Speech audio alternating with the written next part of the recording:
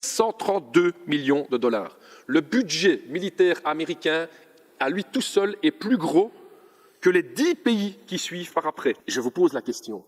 Qui est un danger? Elles sont dangereuses, pourquoi? Parce que pour la première fois depuis 1945, une puissance économique ultra dominante comme les États-Unis vont être dépassées économiquement par d'autres puissances, notamment la Chine. Comment réagit une puissance impérialiste quand elle se fait dépasser? Et c'est l'expérience du dernier siècle qui nous le montre. Elle réagit par la guerre.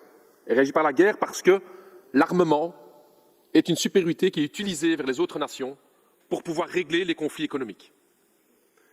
Or, les États-Unis d'Amérique ont une longue tradition d'intervention dans les affaires intérieures d'autres pays. Je vous rappelle, chers collègues, que la Charte des Nations Unies est très très claire. Après 1945, il y avait une sorte de pacte entre les nations de dire on ne va pas se mêler des affaires intérieures des autres nations.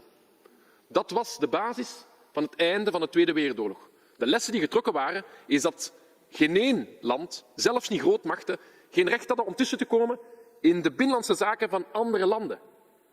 Dat mocht niet meer, omdat daarvoor een Tweede Wereldoorlog gebeurd was.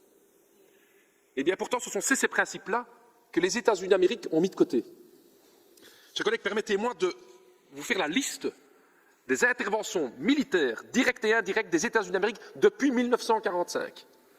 Les États-Unis, l'impérialisme américain, sont intervenus en Chine en 1945-1946, en Syrie en 1949, in Korea 1950-1953, in China 1950-1953, en Iran en 1953, au Guatemala en 1954, au Tibet entre 1955 et 1970, en Indonésie en 1958, la baie des Cochons à Cuba 1959, en République démocratique du Congo entre 1960 et 1965, en République dominicaine en 1961, in Vietnam 10 jaar 61-73, in Brazilië 64, in de Republiek of Congo 64, in Guatemala weer eens 64, in Laos 64 tot 73, en République dominicaine 65-66. Je n'ai pas encore fini, chers collègues. L'impérialisme américain est intervenu aussi en Pérou en 1965, en Grèce en 1967, au Guatemala à nouveau en 67, au Cambodge 69, au Chili avec la démission forcée par la CIA du camarade Allende en 1973, en Argentine en 1976, en Angola les troupes américaines en 76 jusqu'en 92, en Turquie en 1980,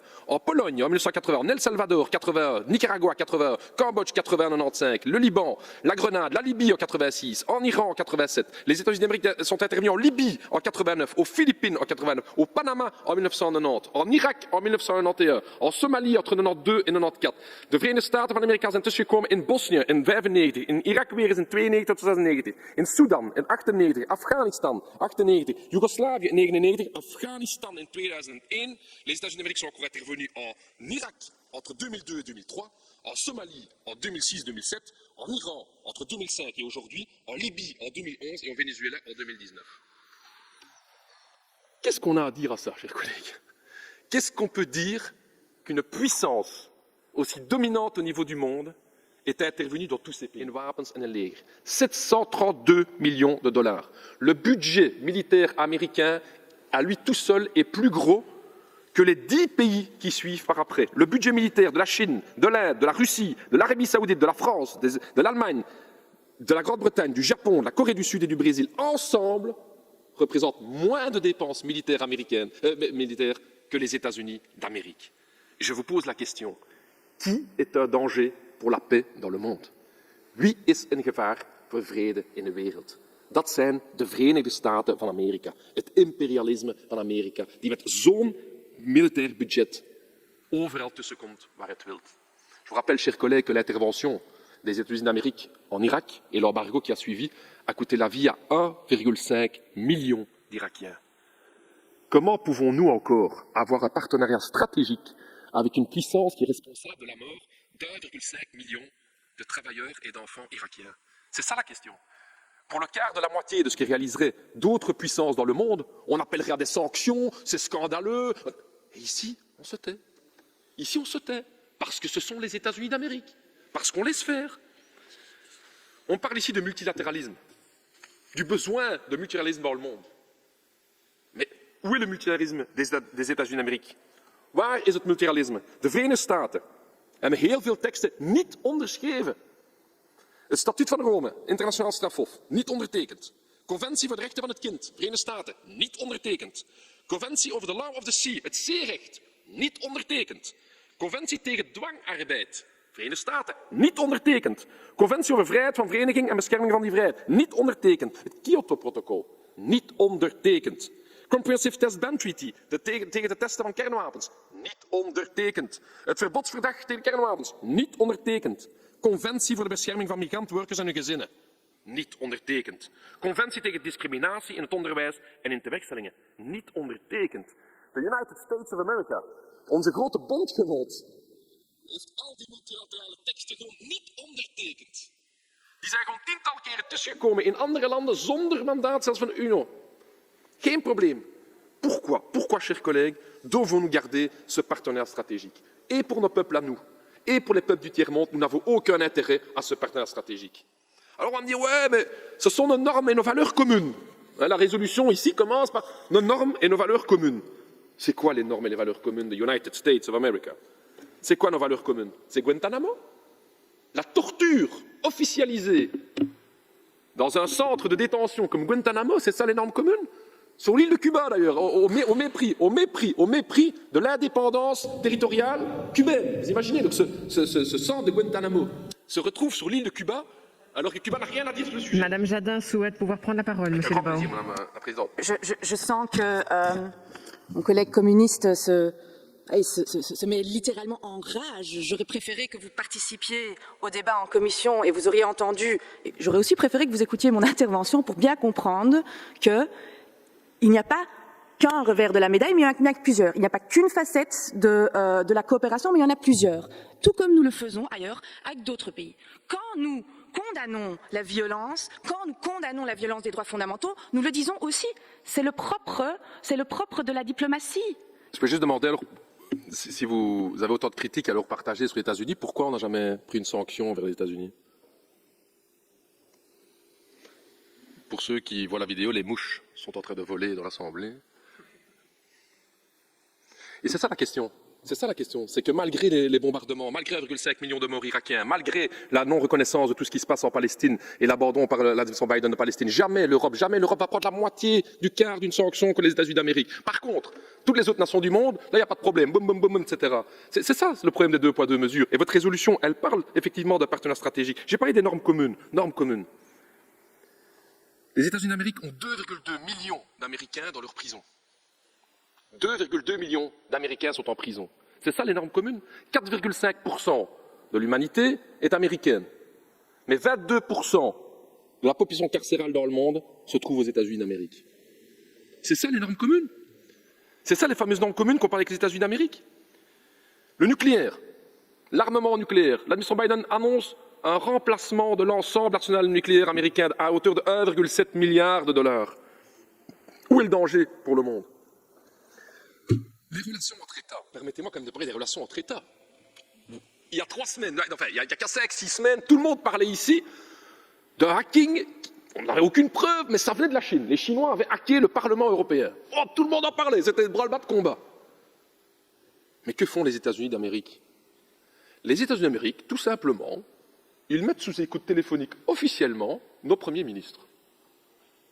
Madame Merkel, toutes ces conversations, via le Danemark, la NSA américaine, met l'ensemble de nos premiers ministres sous écoute.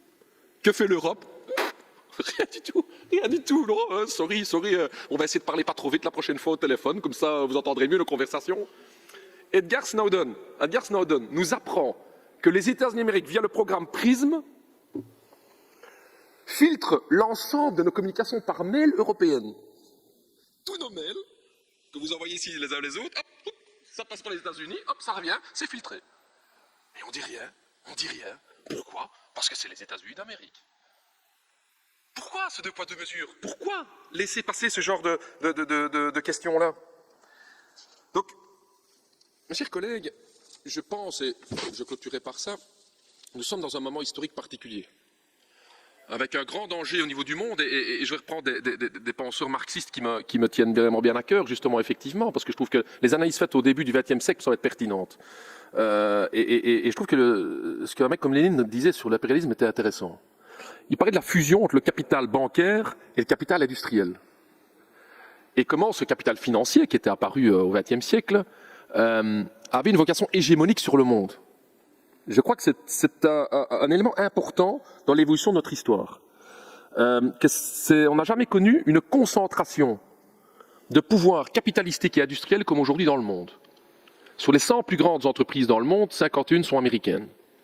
Elles concentrent des millions de travailleurs, des millions de dollars, des milliards de dollars, sont plus puissantes que les États. Ces entreprises exportent leurs capitaux et ont besoin d'une force armée pour pouvoir assujettir les marchés qui ne leur ouvriraient pas grand les bras. C'est ce qui se passe ces 50 dernières années. Aujourd'hui, vu la crise économique mondiale, vu les tensions entre grandes puissances, je pense qu'il y a un enjeu stratégique pour l'Europe et pour la Belgique de tendre la main à toutes les puissances du monde. Les États-Unis d'Amérique vont nous mener dans une guerre d'abord froide et puis chaude. Lors du dernier sommet de l'OTAN, donc ce n'est pas de la théorie ici, je parle, M. Biden nous a demandé, nous la Belgique, de le suivre dans cette guerre froide contre la Chine, en déclarant que la Chine est un rival systémique. Moi, je ne suis pas d'accord avec ça. Je ne suis pas d'accord avec ça.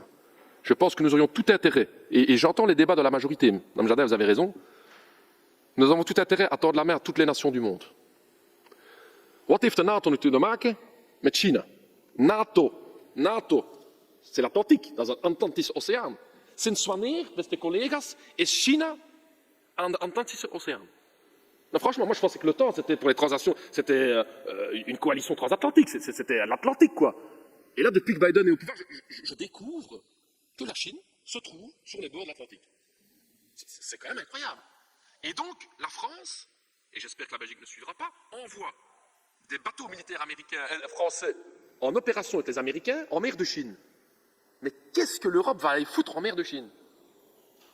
Vous imaginez que devant la mer du Nord, les Chinois commencent à parader avec leurs porte-avions? On fait quoi là? Je veux dire, c'est quoi ce nouvel ordre mondial qu'on est en train de faire là maintenant? Donc le danger de guerre est grand. Pourquoi? Parce qu'il y a crise économique. Une superpuissance comme les États-Unis d'Amérique n'acceptera pas de laisser tomber son hégémonie mondiale. Je demande aujourd'hui à l'Europe, à la Belgique, de ne pas rentrer dans ce jeu-là des États-Unis d'Amérique. De ce côté-là, ce partenariat stratégique, comme on nous le développe ici aujourd'hui, n'est pas une bonne chose pour les peuples du monde.